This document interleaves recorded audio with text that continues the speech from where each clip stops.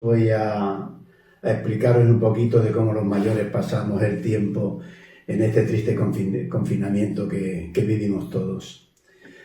Los que estamos teóricamente mejor, pues bueno, salimos a hacer la compra 1 o 2 veces a la semana.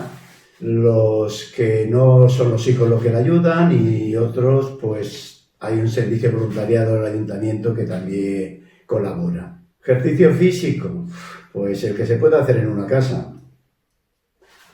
Y bueno, por internet, la Ana, profesora de Jimba, nos facilita unas clases de Jimba mañana y tarde.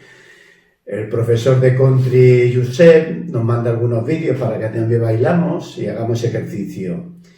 Y en otro terreno, pues bueno, están los que tenemos más práctica en las redes sociales, pues bueno, estamos ahí con el Facebook, Instagram. Espero que todo lo llevéis más o menos bien. Nosotros en casa somos 3, mi madre, mi marido y yo. Mi madre en octubre cumplirá 90 años y bueno, era para saludaros y saber de vosotros más o menos por las personas que tengo en mi WhatsApp. Sé que están todas bien y que sepáis que la profesora de gimnasia está dando gimnasia por el Facebook, el Jordi también, el de Tai Chi. Y bueno, yo me he puesto en contacto con varias personas que tengo en mi WhatsApp. La dinamizadora también se está poniendo con las personas más mayores en contacto con ellas, a saber de ellas. Y espero todos volvernos a ver otra vez, no muy pronto, que esto va para largo, con que tranquilidad, que nuestra generación fue fuerte. Vale, adiós. Ahora me toca la gimnasia.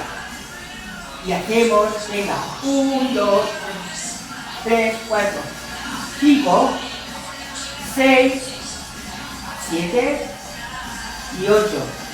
Esta es la vida del jubilado confinado. Esta es paseos para arriba, paseos para abajo, así el hombre se hace 2 kilómetros. Aquí estamos entreteniéndonos con las plantas para pasar el tiempo un poco más agradable, porque cuando entramos y salimos no tenemos tanto tiempo de estar por ellas. Pero ahora estos días, por la mañana, tomo el sol un poco, arreglo las plantas, ahora en este tiempo están preciosas. A mi marido le gusta mucho la música. Resistiremos.